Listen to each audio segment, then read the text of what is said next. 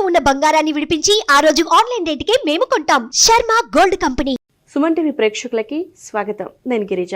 ఇవాళ మనతో పాటు ప్రముఖ ఆధ్యాత్మికవేత్త, జ్యోతిష్య పండితులు, లలితాదేవి ఉపాసకులు, బ్రహ్మశ్రీ మాడుగుల శివప్రసాద్ శర్మ గురువు గారు ఉన్నారు. గురువు గారితో మాట్లాడదాం. నమస్కారం గురువు గారు. ఆశీర్వచనం తల్లి. గురువు గారు, మనకు కార్తీక మాసం ముగింపుకు వచ్చేసాము. సో అందులోనూ ఆదివారం వచ్చింది, అమావాస్య కూడా కలిసి వచ్చింది. అసలు ఈ మూడింటి కలయిక యొక్క ప్రత్యేకత గురించి ఏం చెప్తారు గురువుగారు? శ్రీ మహాగణాధిపతయే నమః. ఐం మహాసరస్వత్యే నమః. శ్రీ లలితాంబికాదేవ్యే నమః. కార్తీక మాసము చివరి అంకంలో ఉన్నాం మనం. నిజానికి మాసము చివరిలో ఉన్నాము. అమావాస్య అనేటువంటిది ఇప్పుడు.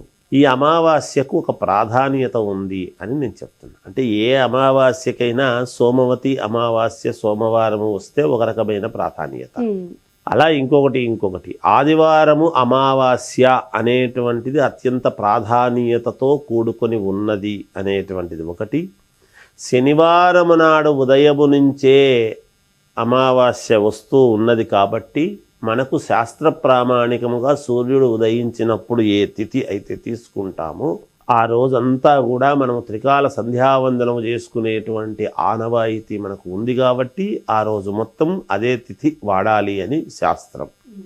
ఆ రకంగా చూసుకున్నప్పుడు ఆదివారము అమావాస్య. ఈ ఆదివారము అమావాస్యకు ఎందుకు ప్రాధాన్యత అంటున్నాను అంటే, కార్తీక మాసం అనేటువంటిది పరమేశ్వరుడికి, పార్వతీ పరమేశ్వరులకు అత్యంత ప్రీతికరమైనటువంటి మాసం. అందుకనే ఈ కార్తీక మాసం అంతా కూడా కార్తీక స్నానాలు చేస్తాము. కానీ కార్తీక దీపం అని అనటములోనే కార్తీక దీపం అంటే దీపము వెలిగించటానికి ఎక్కువగా ప్రాధాన్యత. అంటే దీపము వెలిగించటము అంటే ఏమిటి? మనం ఏదో నూనె పోసి ఒత్తి వేసి వెలిగిస్తున్నాము అనేటువంటిది కాదు. ఈ కార్తీక మాసములో సకలైశ్వర్య ప్రదాత అయినటువంటి పరమేశ్వరుడు, పార్వతీ పరమేశ్వరుల యొక్క ఆది దంపతుల యొక్క అనుగ్రహము అంటే మనకు జ్ఞానము పెంచుకోవటం అని దాని అర్థం. మనకి ఎంత మాత్రం జ్ఞానజ్యోతి వెలిగింది మనలో అనేటువంటి దానికి పూర్ణం. అందుకు దీపాలు పెట్టుకోవటము, చేయటము ఇవన్నీ కూడా ప్రాధాన్యత. అలాగే మామూలుగా ఇక తర్వాత కార్తీక మాసం అయిపోయిన తర్వాత కార్తీకం మార్గశిర మాసం వస్తుంది. మార్గశిర మాసము అనేటప్పటికీ మాసానాం మార్గశీర్షోస్మి అన్నాడు శ్రీకృష్ణ భగవానుడు కదా. అంటే మార్గశిర మాసములలో మార్గశిర మాసము నేనే అన్నాడు స్వయంగా ఆయన. మార్గశీర్షము అని చెప్తున్నాం మనము. శిరస్సు వంటిది మార్గశిర మాసము, శ్రీ మహావిష్ణువు యొక్క శిరస్సు వంటిది అని చెప్పినాడు. ప్రతి మనిషికి తలకాయ చాలా అవసరము కదా, అత్యంత ప్రాధాన్యతతో కూడినటువంటిది కదా. ఏ అవయవము పని చేయకపోయినా తల, మేధస్సు మాత్రం పని చేయాలి కదా. ఇంకా మార్గశిర మాసం అంటే ఏమిటి అనేది ఇక్కడే తెలుస్తూ ఉన్నది. ఈ రెండిటికి మధ్యలో ఉన్నటువంటిది అమావాస్య. అందుకే శివకేశవులకు భేదము లేదు. శివస్య హృదయం విష్ణు, విష్ణుస్య హృదయం శివ అని మనం చెప్పు. ఈ అమావాస్య నాడు ఆదివారం వచ్చింది అంటే తాంత్రిక విద్యలకు, యంత్రాలకు, యంత్ర పూజలకు వీటికి చాలా ముఖ్యమైనటువంటి విధానం. ఆదివారం అమావాస్య వచ్చింది అంటే అది యంత్రాలు ఎప్పుడూ కూడా దేనికి సంకేతము అంటే దత్తాత్రేయ స్వామికి, త్రిమూర్తుల యొక్క అంశ ఈ యంత్ర పూజలకు వాటికి చాలా ముఖ్యం. ఆదివారము ఆరోగ్యం భాస్కరాది చేత్ అనేది కూడా చెప్తున్నాం మనం. ఆదివారానికి సూర్యుడి యొక్క ఆధిపత్యం. మన జీవితము ముందుకు వెళ్ళాలి అన్నా, మన ఆరోగ్యము బాగుండాలి అన్నా, మనము ఎటువంటి పూజలు చేసుకున్నా ఆదివారము రోజు చాలా, అందులో ఆదివారము అమావాస్య అనేటప్పటికీ ఇప్పుడు అనేక రకాలుగా దృష్టి దోషాలు పోవటానికి, లేదా నరదృష్టికి ఏదన్నా ఉంటే పోగొట్టుకోవటానికి, పిల్లలకు ఏదైనా ఉన్నట్టుండి అనవసరముగా జ్వరాలు అవి వచ్చి దాటుడు వ్యవహారము జరిగింది అన్నా తీసేసుకోవటానికి, అవన్నీ వచ్చినాయంటే అనారోగ్యంతో ఉంటేనే కదా ఇవన్నీ వస్తాయి. ఆరోగ్యం బాగుండటానికే కదా ఇవన్నీ.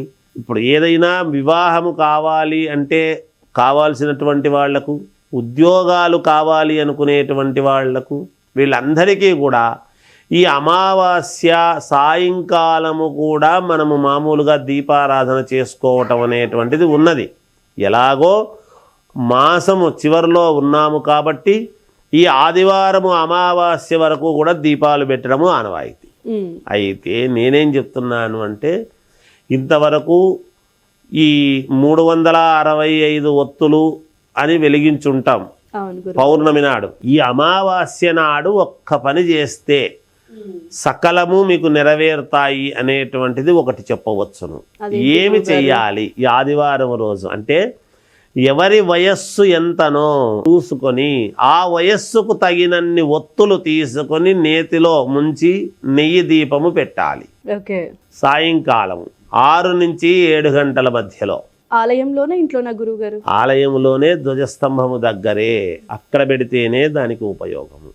ఎవరి వయస్సు ఎంతనో అంత, భార్య వయస్సు ఎంతైతే అంత, లేదా భర్త వయస్సు ఎంతైతే అన్ని ఒత్తులు, లేదా పిల్లల వయస్సు కానీ, అనారోగ్యంతో ఉండేటువంటి పిల్లలు కానీ, లేదు బాగున్నా ఏదైనా సరే మనకు పనులు కావాలి అన్నప్పుడు మన వయస్సు ఎంతనో అన్ని ఒత్తులు వెలిగించి అక్కడ దీపం ఎప్పుడైతే జ్వలింపజేసేట్టుగా మనము పెట్టుకుంటామో మనకు సకల పాపాలు హరిస్తాయి అనేటువంటిది ఇక్కడ ప్రామాణికం. ఓకే గురుగారు, అయితే మామూలుగా ఎవరైనా కూడా కార్తీక మాసం అనేసరికి 365 ఒత్తులు అనేదే చెప్తూ ఉంటారు.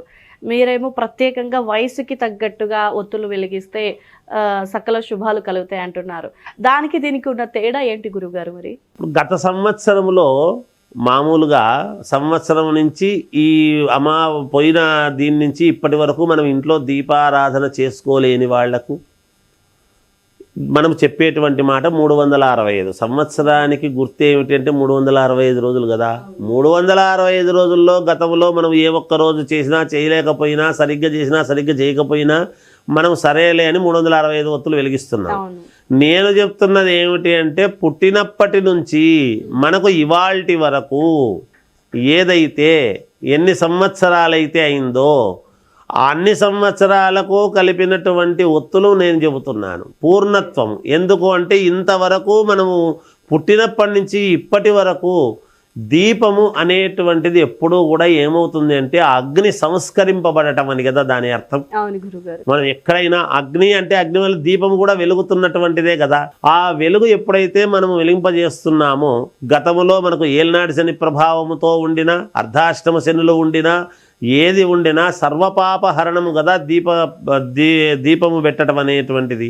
అందువలన మనం ఎంత వయస్సు అయితే ఉందో అంత వయస్సుకు సంబంధించి కనుక మనం ఇప్పుడు ఈ అమావాస్య రోజు, అమావాస్య అంటే ఏమిటి, చంద్రుడి యొక్క ఇది లేకుండా పూర్ణముగా నిండుకొని ఉంటాడు కదా, అది కదా అమావాస్యని.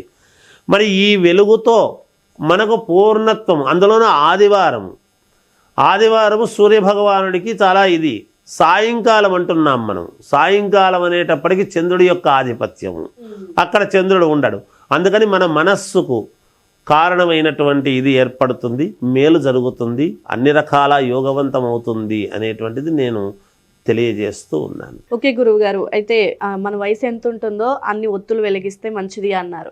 మరి అలాగే ఏదైనా నా మంత్రాన్ని మనము ఒక్కటి చెప్తాను చూడండి అమ్మ. మంత్రాలు నిజానికి మనము ఇక్కడ మన బీజాక్షరాలు ఎప్పుడు కూడా బయటికి మనం చెప్పరాదు. మంత్రం అంటే దాని అర్థమే ఏమిటంటే మననాత్ మంత్రం, మననము చేసుకోవటమే మంత్రం అనేది. లోపల నాలుక కూడా కదలకుండా చేయవలసినటువంటిది మంత్రం. మీరు ఏ మంత్రము అవసరం లేదు. అక్కడ మీరు చేసుకోవాల్సింది ఏమిటి అంటే మీ ఇంటి దేవుణ్ణి తలుచుకొని దీపారాధన చేయటం, మీ కులదైవాన్ని తలుచుకొని. ఎవరెవరి ఇంటి దేవుడు వాళ్ళకు ఉంటారు. ఎవరి ఇంటి దేవుణ్ణి వాళ్ళు ఒక్కసారి స్మరించుకొని అక్కడ దీపం వెలిగించుకుంటే ఖచ్చితముగా నేను చెప్పింది చేయమని చూడమనండి, వాళ్ళకే తెలుస్తుంది.